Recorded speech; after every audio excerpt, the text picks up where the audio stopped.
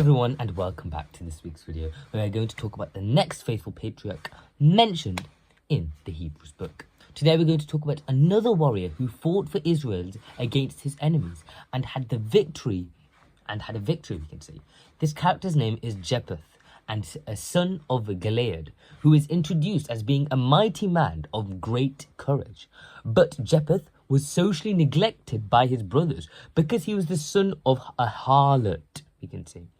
And we can see that in Judges 11th chapter, it says in one of the verses that his brethren in this situation had fled from him and dwelt in other lands because, we can see, he was neglected because he was the son of a harlot.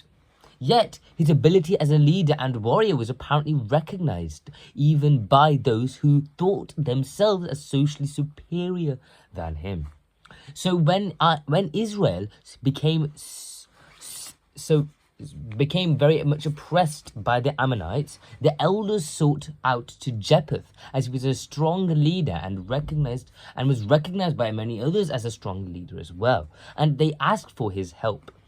This we can see. Jephthah reluctantly accepted the situation and promised. As they promised him I should re-say it again.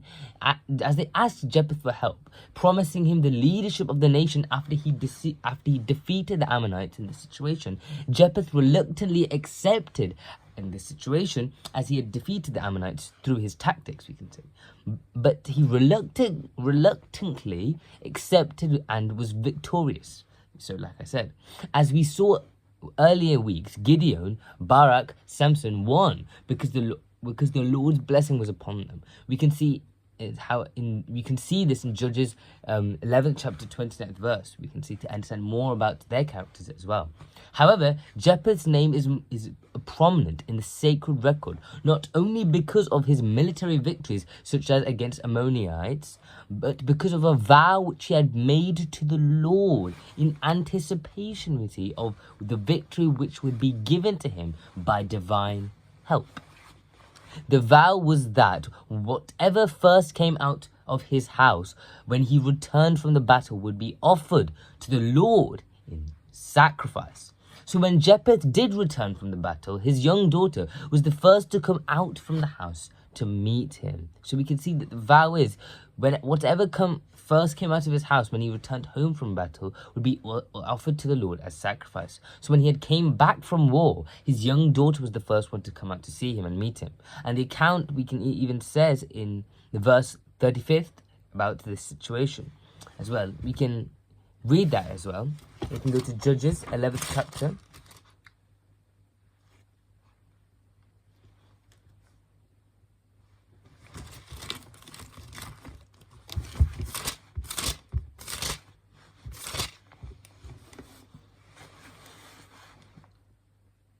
When he saw her, he tore his clothes and cried, "Oh no, my daughter," he says.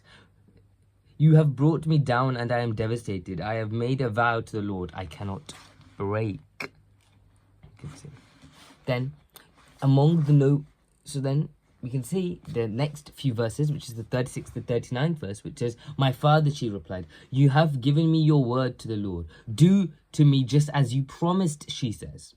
"Now that the Lord has avenged you of your enemies, the Ammonites, but grant me this one request," she said. "Give me 2 months to roam the hills and weep with my friends, because I will never marry."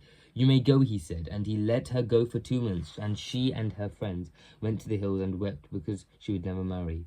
After the 2 months, she returned to her father, and he did to her as he did vowed, and she was a virgin. From this comes Israelite tradition.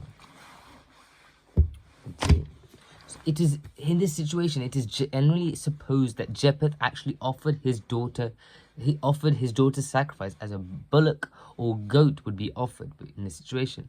But the truth is, as the Mosaic law is said in Deuteronomy, is that every Israelite knows this as the commandments provided by God, and we can see he never accepts anything if we do it against the law, we can see, of what God has said.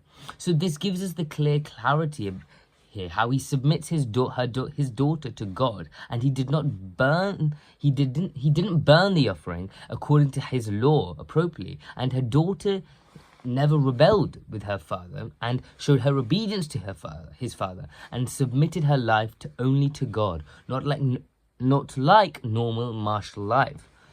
In a previous class, we saw about how Samson and how his parents submit him as a Nazarite vow as well, we saw. So this is important characteristics for us to understand the clarity where he submits his daughter to God and did the burnt offering according to his law, approximately, we saw, as well as his daughter not rebelling in the same situation as well, and understanding the situation and submitting herself only towards God. So that's all for today's week's video. See you there next week. Bye.